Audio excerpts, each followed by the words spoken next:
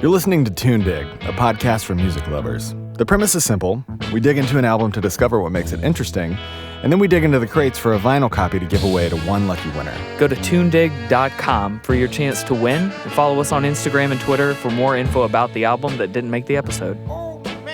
Today we're talking about Otis Blue by Otis Redding. There's no such thing as a best record. Having said that, if someone were like, what do you think is the best record? This would be on the short list of things I considered. What gets the closest to lightning in a bottle in a very different way than, say, a Thriller or a Dark Side of the Moon or an Abbey Road? What does it look like to capture a moment so perfectly that it stands the test of time 55 years later? Stands apart from its contemporaries. It still has a lot of meaning in terms of its historical context and what the artist was doing at that moment. And the material is so good that no matter who takes it on, it's still good. I think that's one of the enduring things about the 60s is the songcraft. Like, people just wrote these really, really good, basic, elemental, wonderful songs. I know we'll get into a lot of what's on this doesn't belong to the man who sang it, but he made it its own, and in turn, he made it everybody's. This album blows my mind. Like, I'm so excited to talk about this. I think this is one of the greatest things that ever happened in American music history. I will die on that hill. It seems like part of the reason that might be the case is because Otis Redding was so pumped to do it. That's right. It's an interesting way to look at. You use the lightning in a bottle metaphor a fair amount to think about the density of what comes out of a musical album. This one, as compared to, the ones that you just brought up, right? Thriller, Dark Side of the Moon, but a lot of the other ones we would think of, this one of all of them, or this one of all of the ones that a lot of people think of, is probably the most reproducible if Otis Redding was still alive, because so much of what's here is just what was inside of Otis Redding. And that's not to say that Booker T and the MGs are not important, and I know that we're going to talk about that plenty, but like, Otis Redding contained within him such energy that was on display here and that you could see elsewhere that was incomparable. Just even the stories of how he would nervously wait backstage and sort of appear uncomfortable until he walked out and immediately commanded control of everything and was able to collect and capture all of the attention of everyone within earshot is one of those rare things that we don't get from a singular human being very often. There's the myth of the person who was born to do it, right? We talked about it with Prince a lot. Because Prince was such a maximum effort musician that made hard stuff look easy, but there were hours and hours and hours of work and reps and practice behind that. We always think about Michael Jordan when we talk about that sort of thing, but like, that's the same person that got cut from his high school basketball team and always put in the reps. Michael and Kobe both, they outworked all of their competitors. Otis Redding died when he was 26 years old, and there was such a pure effortlessness to the way that he did everything that when people bandy around words like genius or greatest of all time, it gets really cagey when you do stuff like that. But we have a great portrait here with Otis, somebody we didn't have for a very long time at all, somebody who didn't appear to have to try that hard and yet had a supreme confidence and a supreme ability to deliver again and again until he died. And this is the perfect little encapsulation of what that looked like, because so much of the rest of his output was singles, because he was a product of his time. But this is a whole complete little statement. This is like the most Otis Redding, arguably, that Otis Redding got. And I think that starts with like the core thing that comes out about this record when you're reading about it, and that's 10 of the 11 songs were recorded in a 24-hour period between 10 a.m. Saturday, July 9th and 2 p.m. Sunday, July 10th of 1965, only taking a break from 8 p.m. Saturday to 2 a.m. Sunday to allow the house band to play local gigs around Memphis. That 11th song was lead-off track Old Man Trouble, and it came from an earlier session in April of that year. So essentially, this is one live gig, more or less, in the studio. Many of the tracks were recorded on their first or second take. So Ryan Pinker, who used to do editorial for Tidal, said, in other words, this is Otis unpolished and in his element. This is the realest and rawest in the microscope look you're going to get at this dude. And yet somehow the result is just about flawless. The idea that this is him at his most raw feels so ridiculous when you listen to this. It feels like the best take out of 1,000 takes. Yeah. It's extremely tight. Now, to your point, that's not all him. He has the supreme privilege of having the heavyweight backing band of all heavyweight backing bands. The Stack Sound. The Stack Sound, the sound of Memphis. So the house band at Stax was Booker T and the MGs, who... I hope people know they wrote Green Onions. I hope we have people, to say that? Yeah, this is the part where we just stop for a moment of silence that is Green Onions clip.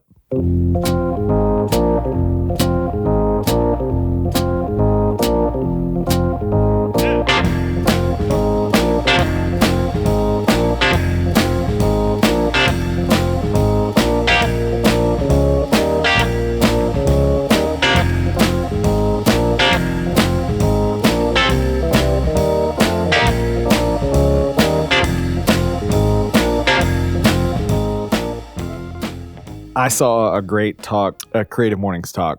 One of the best ones I've ever seen was Chuck Reese, who founded the Bitter Southerner.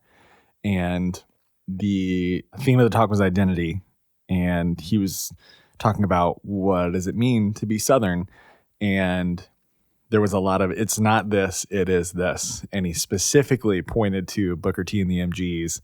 And he played a clip of Green Onions. And a hush fell over the crowd when the Green Onions clip played. But this band was sort of revolutionary in that they were integrated in the Deep South, just casually black dudes and white dudes chilling, playing in the same band like it was nothing. Years and years and years before the Allman Brothers or people like that made it a thing. It was diversity and inclusion on full display. And those dudes ripped, you know. It was Booker T. Jones on the keys, and he was the band leader. It was Steve Cropper on guitar. Donald Duck Dunn on bass. One of the all-time great bassists, and Al Jackson Jr. on the drums, who, like so many other moments in the Stax catalog, is one of the MVPs on this record. You can tell that they feel it. Yeah. They didn't just lock in and perform it as if, I mean, it's rare that describing a record as feeling raw and feeling live comes out like it felt like everyone really wanted to get this out of their system. And individually, like you've brought out some great moments, and I'm sure we'll talk about some here, but there are these places where you can isolate the instruments and hear people. It's almost like you can feel them going, yeah, and just leaning into whatever they're playing. It felt like everyone really wanted to record this. They're feeding off of each other for sure. Yeah. So in addition to the MGs, which in and of itself would be wild, right? You have Isaac Hayes on piano on this thing, which maybe at that exact moment wasn't as wild as it would end up becoming. You know, this was pre-Black Moses and Hot Buttered Soul and all that stuff. But you have Isaac damn Hayes playing on this record. And I didn't learn this. I was like years old when I learned that he was part of the fabric of this record. And it elevated it so much for me. The same guy that wrote Walk On By played on this record. Like, this is insane.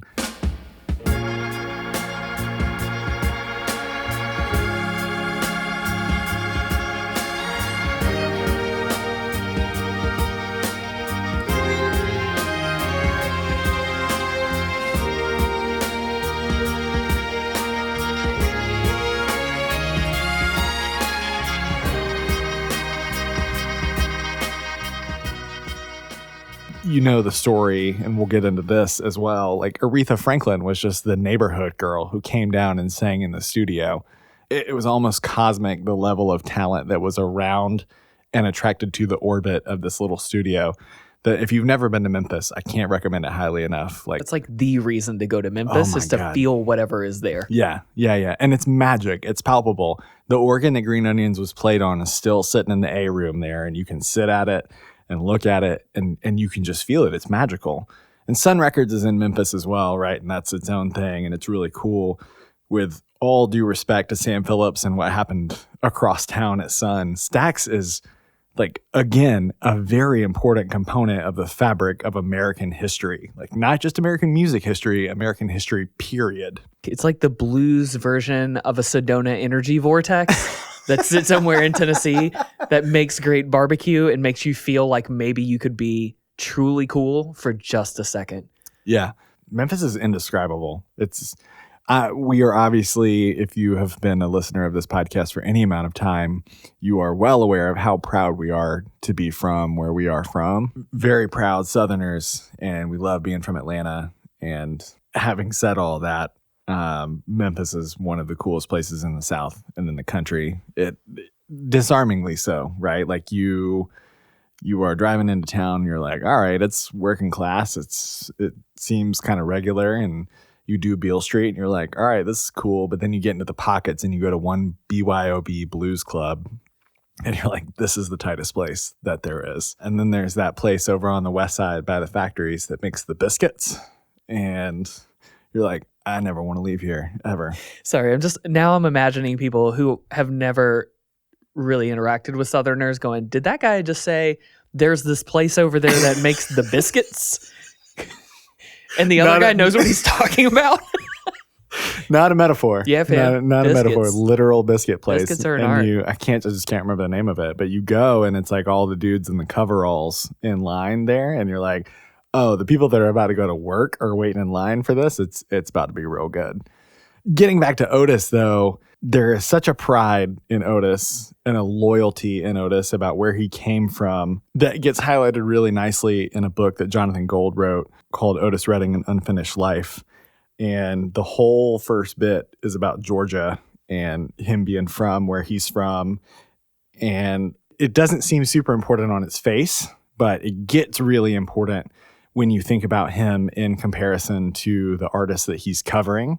Specifically Sam Cooke. There are 3 Sam Cooke covers on this record. Sam Cooke was not a Motown artist, but had that Detroit smoothness, had that kind of cosmopolitan Detroit, Chicago, LA smoothness, where in the context of 1962 to 1964 was very palatable for white America.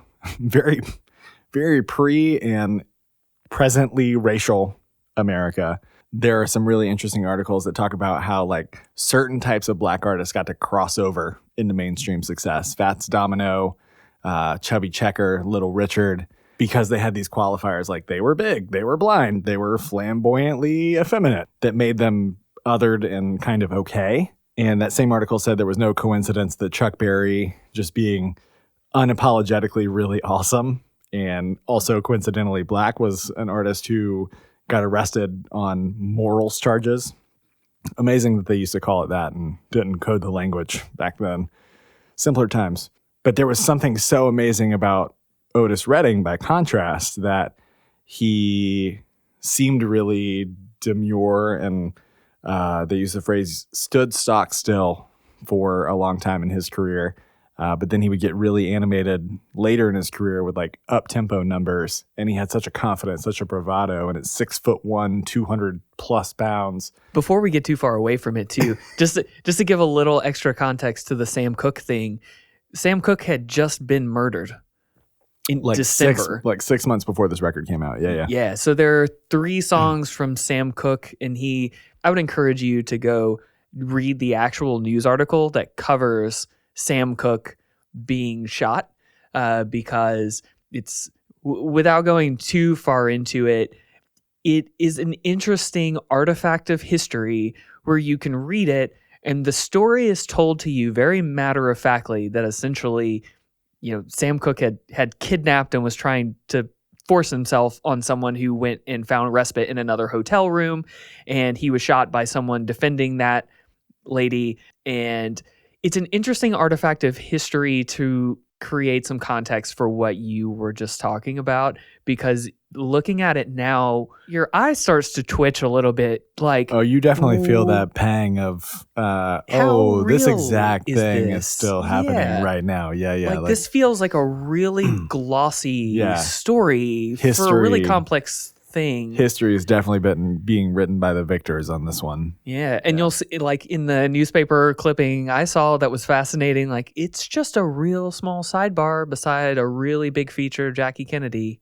Just like a real minor, like this guy who would write all of this music that would then go into this record that would then become a massive record itself. Mm-hmm. Just kind of a sidebar. Oh, unfortunately, he was murdered. A wild time. What a time to be alive in the 60s. I didn't mean to be a downer. I just you brought up so much about that context and that moment and that place and time, and I think that's part of what we talk about too when we say that there's so much history and emotion in a place like Memphis. Yeah, there was really, when we say there was so much, there's just so much there that's maybe even left to be unearthed still. I think the thing that is immediately apparent about this record is it is exploding with soul power. Like it's so much raw feeling that it's a little bit like looking right at the sun, and you almost wonder where all that could have come from, because nothing before it was like that, and arguably nothing since then has been like. There have been a lot of amazing, big, huge soul singers since then, but there's just something about Otis that feels like a torpedo through 3 brick walls of it is just white hot heat. And so placing him in the context of like 64 to 68 and thinking about the things that made him a little bit, kind of help you understand where some of that potency came from. And yet, maybe not. Like maybe it was just inherent in him a little bit.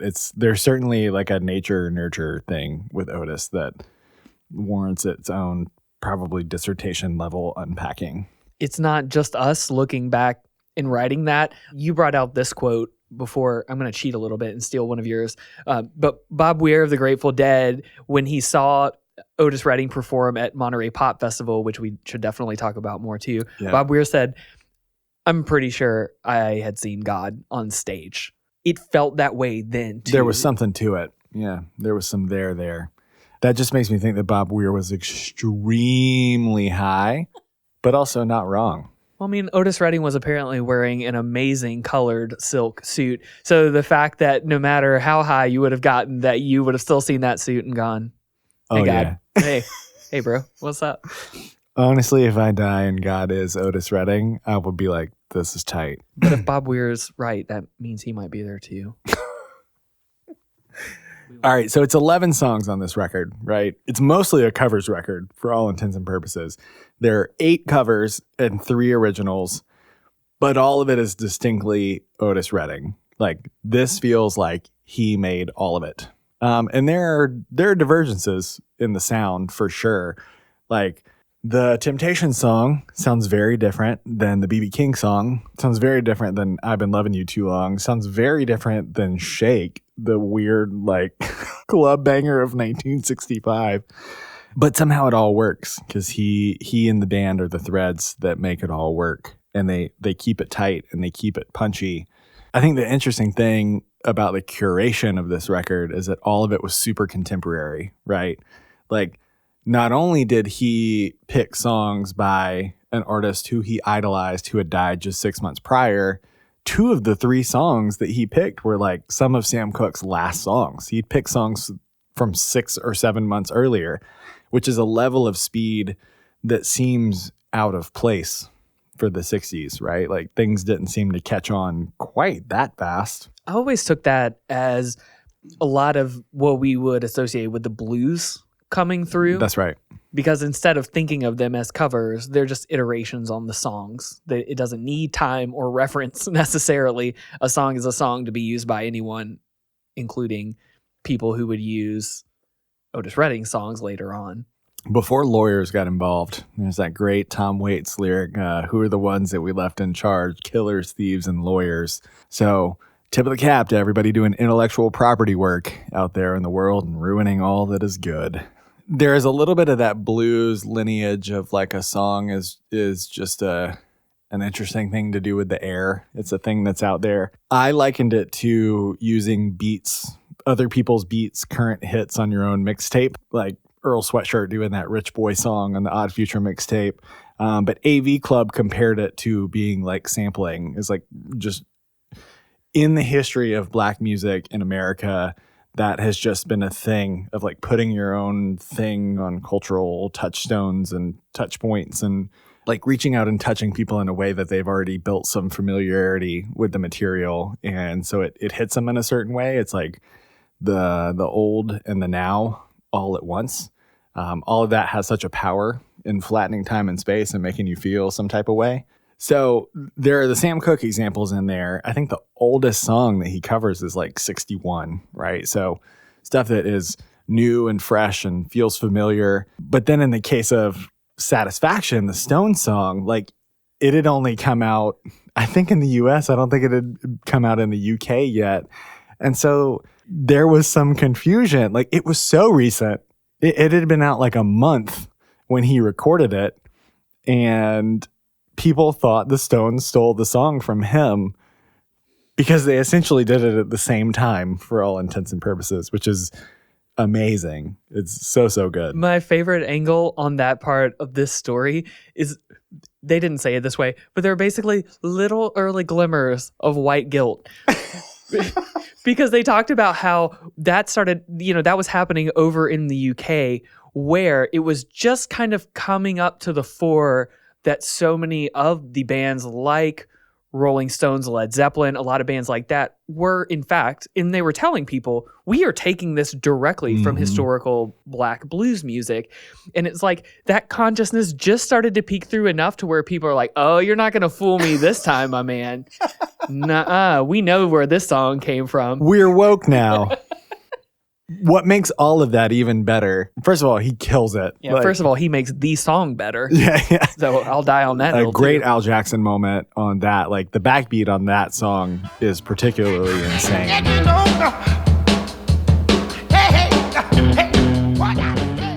Satisfaction. So like apparently, I don't know that I really super believe this, but apparently he hadn't heard the song. He just had a lyric sheet and they played it and he just kind of ripped through it and did it according to feel. I heard that too and I also was pretty skeptical. Even if that's not true, I kind of want to believe it. He's liberal enough in his interpretation where I can kind of believe somebody was like, here it is, and they played him 30 seconds of the 45 and he was like, all right, let's just go cut the thing. It is pretty different in the feel of the thing in every way. One thing that made me chuckle, that's a thread that's probably not objectively related, but in Rock Me Baby, right? So we're at a cover of a B.B. King song already, and this is by far the bluesiest song on this record. Yeah, the only blues song on this record, to be sure. And for what it's worth, so that I don't forget to mention it, has an insane set of space in the stereo panning. Insane feeling. Yeah. It is way too far apart. So that's a good point to bring out that this record is available both as a stereo and mono remaster, and they are two very different experiences. I saw an article where somebody was like, one is for your stereo and one is for your headphones. Yeah. So, but you take that song, which is a B.B. King cover. In it, one of the lyrics is "Rock Me Like a Wagon Wheel."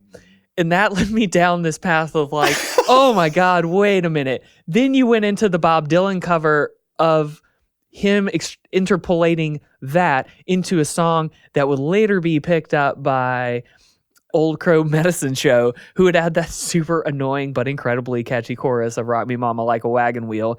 And then it would terminate at Darius Rucker doing a cover of that version immediately afterwards. So woo! So just the idea that Hootie is connected to BB via this record in some tangential way is just like one like really weird microcosm of like the types of things that do happen when blues has its thread that's allowed to carry through.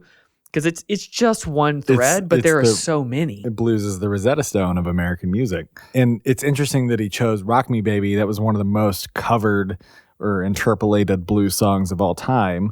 It originated as Rockin' and Rollin' by Lil Son Jackson in 51.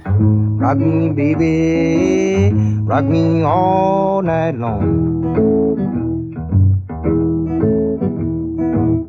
Rock me, baby, rock me all night long. I want you to rock me like my back ain't got no bone. Which itself was inspired by earlier blues. So it was just like this kind of amorphic reptilian thing that just over the years turned into like, this is a song. This is a discrete thing that gets put on a piece of acetate. Like, these things didn't become songs really as we know them. This is kind of the formative period where stuff starts to become IP rather than just it's handed down through the oral tradition because my parents and grandparents sang it on the porch. Like, we're hitting it right at the inflection point where a song becomes quote unquote a song, you know? Yeah, because the other thing that comes out immediately listening to this rendition of it on Otis Blue is the basic track itself, which I know blues has a really similar template, right? But the feel and the pace and the playthrough reminded me immediately of You Shook Me off Led Zeppelin's debut, which is a Muddy Waters cover. And just remembering that there used to be this really dense ball of musical concepts that everyone was just using as a template, and it took off in so many directions before, like you said, they started to become, each new iteration became a protected thing that could no longer be reused and recycled. To hear so many threads all coming out at once is not only fun, musically speaking, but also just like the fact that that level of execution is on this record that's otherwise covered in tremendous soul execution speaks to that raw talent. There was no one who could do this other than him. For sure. Going back to Sam Cooke, of the three covers, very different songs. Wonderful World, Shake became like a really electric live staple for Otis Redding, and certainly kind of a focal point of that Monterey set. The one, and like the Otis Redding song for me in a lot of ways, is Change Gonna Come, which, you know, I think if you ask 10 people which version they think is better, you'll maybe get 5 and 5. I don't know. I'd be interested to know. But for me, this has always been a version for a couple of reasons. I didn't really compare them side by side that intently for a long time. There's a whole verse that Otis removes from the Sam Cooke version, kind of the most overtly political anti-segregation verse. And then he changes the words of the bridge. So Sam Cooke has this really beautiful, smoothly delivered, articulate, sort of like Mr. Smith Goes to Washington version of this song that is, its back is up really straight and it is meant to be considered and thoughtful. And whereas the Sam Cooke version is like really, really top of the head, Otis's is like middle of the gut. And I was mad a little when I realized that he cut out that verse, but I was less mad when I realized he says so much in the way that he sings it that's not overt. You can draw it down to one moment, like right at the very beginning, the way he draws out Born. It's a chop to your Adam's apple. It's a whole moment. Like you say 10 years worth of stuff just in that one word and the way he holds it. And when you talk about Otis's soul power, like those are the kinds of things that you can point to very specifically. You can put a whole montage of civil rights stuff under him sustaining that note. And you're like, oh my God, I get it. I get it now. I was born by a river in this little old town. I mean, that's natural raw talent that can't be duplicated, that can't be imitated. So the versions are very different, and I think people would have their different opinions about it, certainly. But for me, like a person who loves pure id and rawness and saying everything without having to say anything at all, there's so much to love about his version of Change Is Gonna Come that it's just a total gut punch. If you don't get chills listening to this song, you got to like cut out some distractions and listen to it again.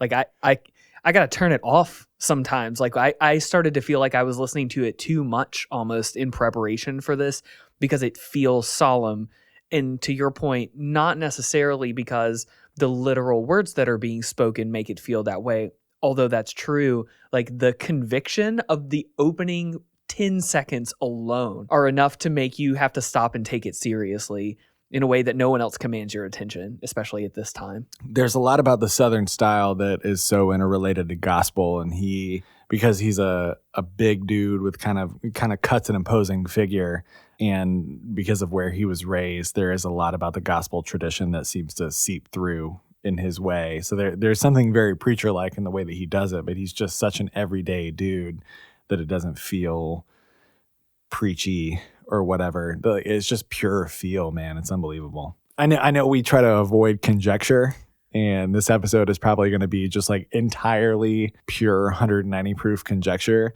But like, shit, man, give us this one. Like this is we could talk an hour and we won't have the words for what it feels like to listen to this record. I think the best thing that we can do is point you to some of the specific moments where if you are intentional and you are present and you listen to it really loud, it's going to hit you real damn hard. In an interesting bout of irony, I kind of feel like the best thing that we can say about this record, if not to say just go listen to it, is to send you to another album and say, go listen to the Live at the Monterey International Pop Festival set where I mean, there's so much to that story, but everything you have just talked about in terms of the energy levels in the different songs that are contained, the fact that Shake is on the same album as Rock Me Baby, on the same album as My Girl, and Respect, like you get the power of him. Like he comes out for Shake after Booker T and the rest of the band has been playing for a few minutes,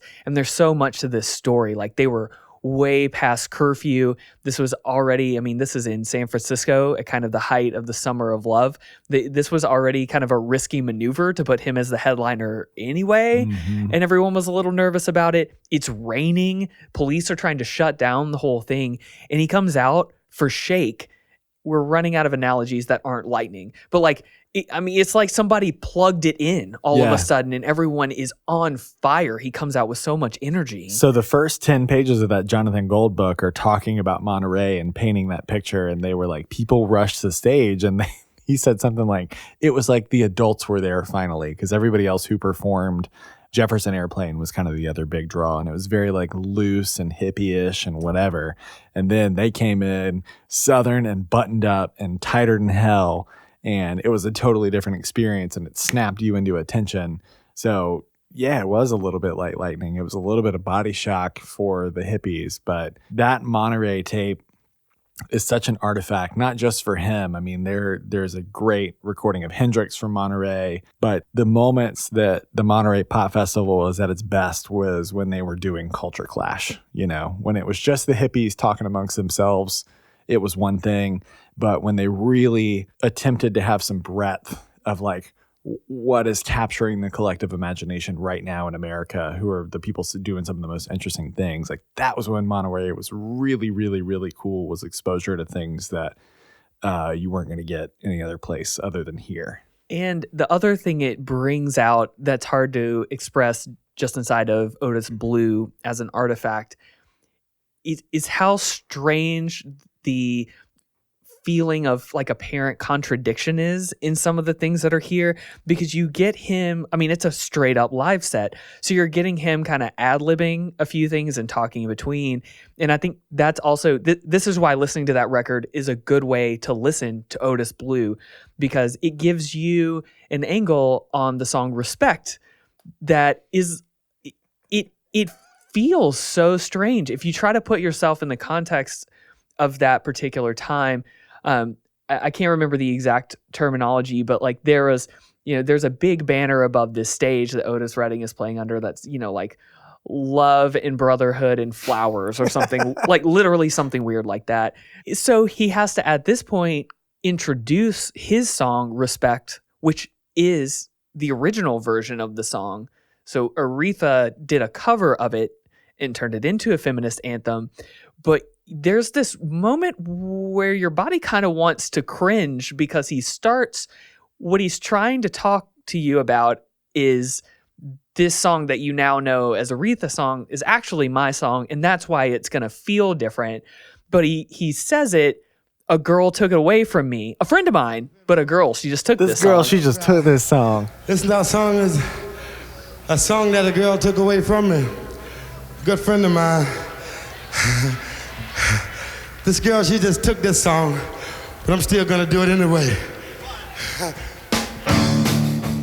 And you kind of wait on him to catch himself while he's talking as if he's going to be like, but it's cool, but he doesn't. And he just goes right into the song. Dude, it's like in Devil Went Down to Georgia when he's like, the devil knew he'd been beat. I mean, it was totally that. Like, she whooped his ass at this song, you know? And this is a song that the original version is full of other songs where he'd whooped everybody else's asses at it. So it's like the student has become the master. And especially when you know, like, he's really young, right? He's like 24 when this record comes out. And she's even younger. So it's like kids whooping up on kids. It's in the level of talent on display is just unfathomable here. And it gives you this nice ramp up into seeing the nuances and differences between his originally recorded version and hers, because speaking of irony, wow, like the song that would become the feminist anthem is based on a song that was definitely not. For sure. It's such a lesson in like when you emphasize certain words in a sentence, how you can make it mean something so different. But like this song coming out of Otis Redding's mouth is a song about, I am a musician. I spend all my life on the road. It's based on this. It's based on another band member it's based on Al Jackson apparently talking about when you're on the road all the time. All you can look for is a little respect when you come home. And like when you listen to the version on Otis Blue, and you try to listen to it with a fairly open mind, it feels kind of aggressive and domestic violence-y, sorta. Even when he says, like, give it to me, it has a very different connotation than when you get sock it to me later on, and have this very different take on, I'm a woman and I deserve respect. Here he's kind of saying, like, I make your money and I deserve respect when I come home. Like, it's so wild to watch that turn on the head of a needle in someone else's hands and they knew each other. Like you said, they were in the same physical space a lot of the time. I get a little bit of a different take from it. Like, all I'm asking is for a little respect. Like, damn, woman, I'm so tired. I've been on the road. I'm working so hard out there for us. Like, can you please just help me help you a little bit? You know, it's a little more pleading. I can see where the aggressive misogyny thing definitely feels like it could come into play there, but I feel like there's something probably about Otis in there where he still maintains a level of respect for his partner. No pun intended, I guess. For his partner. One of the interesting things that I saw about this song was somebody was like, yeah, respect definitely means sex. Oh, that had not occurred to me. Like, what's up? I'm here for a couple of days. Let's get it on. Listening to that song again, really reading the words, really kind of feeling myself feel like I have kind of an aversion to the way that he's saying some of this stuff. Kind of reminds me of, I got a chance to talk to people before about the history of metal and mapping it back through history. And it inevitably goes through the blues and becoming distorted chords, and how like one of the first examples of distortion is Pat Hare's I'm Gonna Murder My Baby. I'm gonna murder my baby, murder my morning. Yes, I'm gonna murder my baby.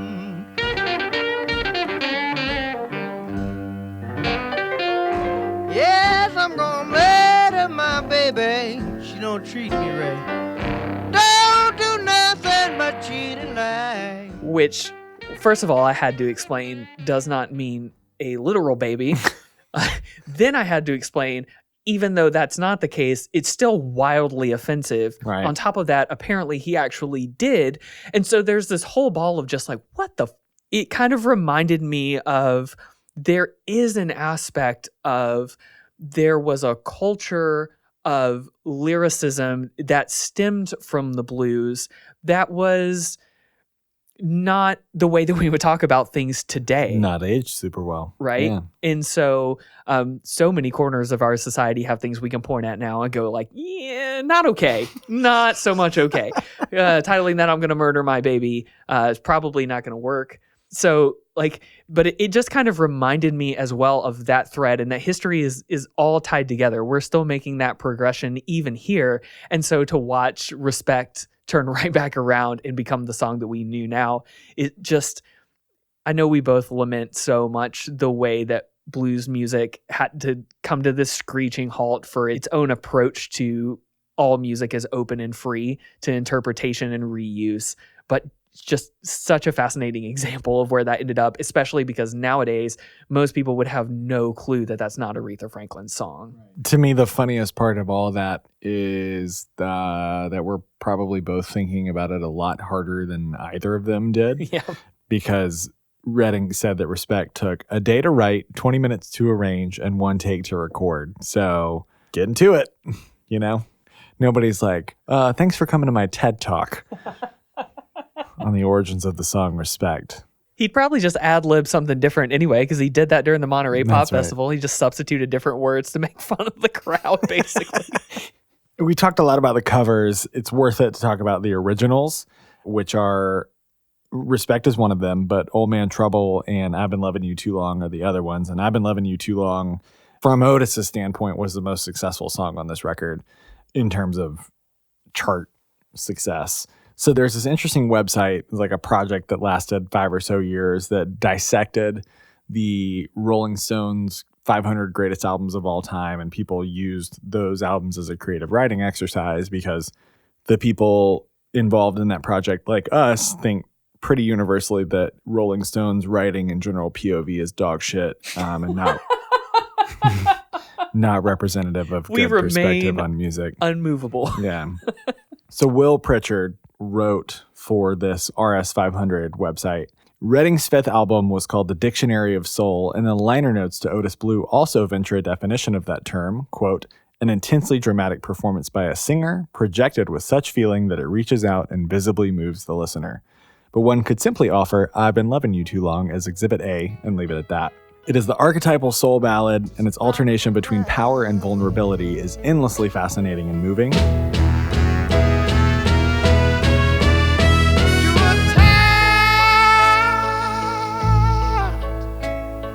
And you want to be free. My love is going strong. He then goes on to compare other vocalist versions of what Otis did. He said, Jagger's falsetto version sounds embarrassingly feeble in comparison. Aretha wisely does something different entirely at that point in the song, knowing she could not improve upon perfection. So he points out in I've Been Loving You Too Long, a similar moment that we did to Change Is Gonna Come, that there's just so much packed into a word or a sentence or a bend. Like Otis is king of the big note in a totally different way than an Aretha or a Whitney Houston or some of those characteristically huge voices that fill the rafters. It's less nuclear than that. It's like more of a straight shot hand-to-hand combat thing, but he was the king of it. Like I think of the James Browns, the Ray Charleses. He's so different than them. And he just packs such a brick wall wallop in those really little moments. He's at his best when you're really, really paying attention to him in that way. One thing I didn't know about I've Been Loving You Too Long was, one, that it was co-written by Jerry Butler, lead singer of The Impressions, and secondly, that they wrote it together in a hotel by the Atlanta airport. That's what's up, baby. Which makes me just feel, again, like maybe the energy vortex occasionally moves over Atlanta, and I can make a deal with the devil and play the blues. The Atlanta airport, not far from East Point, Headland and Delow, just a mere stone's throw away, where Outkast fomented the early stuff in the dungeon. So there's something to the south side for sure. 1 for the money, yes sir, 2 for the show. A couple of years ago on Headland and Delow, what's the starter? Something good, where me and my nigga rode the martyr through the hood, just trying to find that hook up. Now every day we looked up This at whole the podcast ceiling. is basically Watch just a the big ceiling Trojan raise horse to convince you that Atlanta really does influence everything. No thanks to us. Real quick, forgot to mention, talking about respect, you mentioned that there are different versions of the record out there, the mono and the stereo. There's like the big comprehensive a jillion song collector's edition where they have alternate takes and that sort of thing, which even more amazing that this was recorded in the period of time that it was, that there are more than just these exact 11 songs. But there is a positively insane sub 2-minute version of Respect where it feels like Walk Hard when Dewey discovers cocaine and he like kicks a hole in the bass drum. He's like, play it faster. Hey, little girl, you are just sweeter than honey, and I want to just sock it to you and give you all my money, all my back thing. Hey, little respect when I come home. Hey, girl, hey, yeah, now, hold on.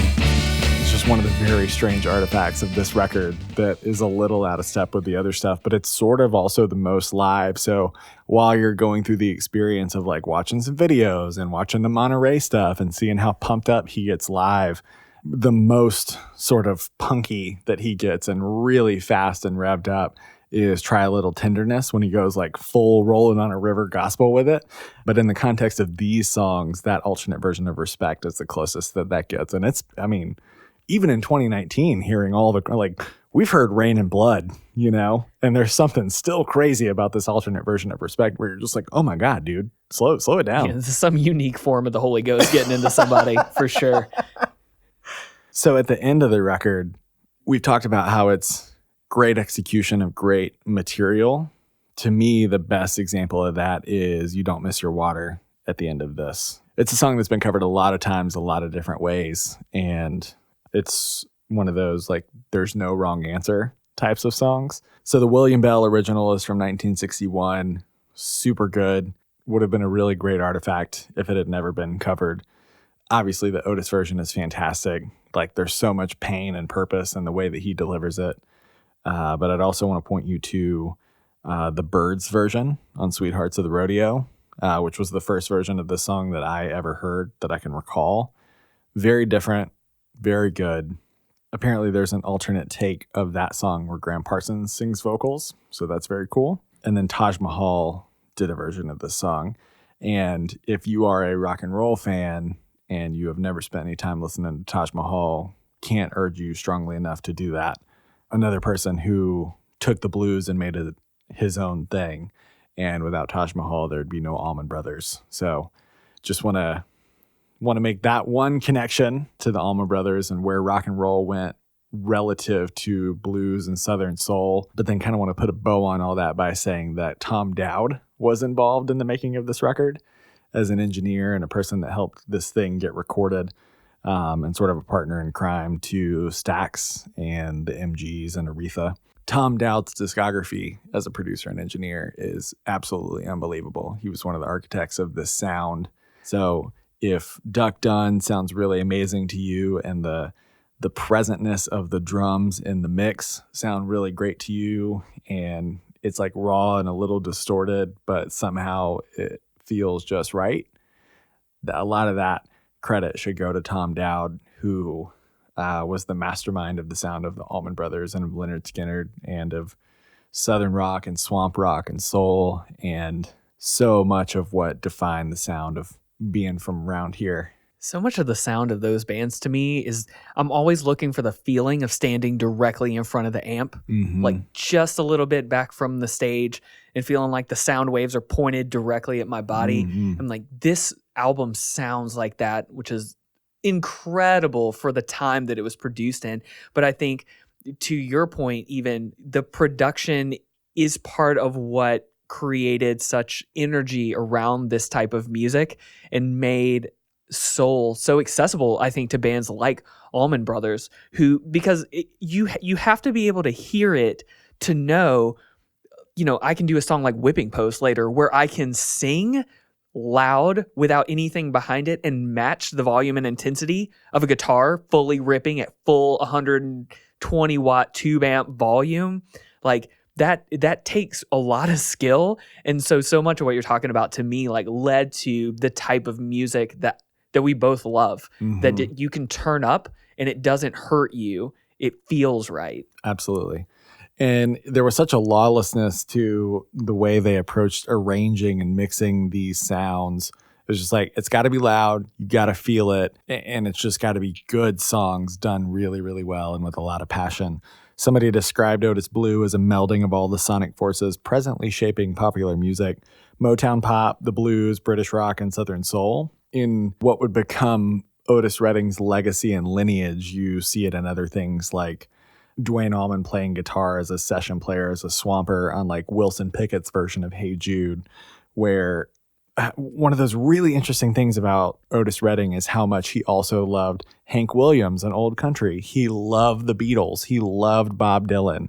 And when he died in 1967, he had this batch of apparently like 40 songs that he was just waiting to do. And we'll never know what weird turns we would have gotten from Otis Redding. But he was perfectly positioned because he was around all of these other people that didn't see the identity groups that came with trying to do this certain type of music. Like, they just wanted to make dope stuff that sounded really good and was deeply, deeply impassioned. So there was such a shared sense of purpose in the way that they did things. And he was the real forebearer of that. He gave them a purpose. Like, he embodied everything about what made Southern music cool, just by who he was naturally as a person. I'm literally, as you're talking, just going through albums that he was involved in so that I can save them and go back and listen to more of them. In the beginning. Go to tunedig.com for your chance to win, and follow us on Instagram and Twitter for more info about the album that didn't make the episode. I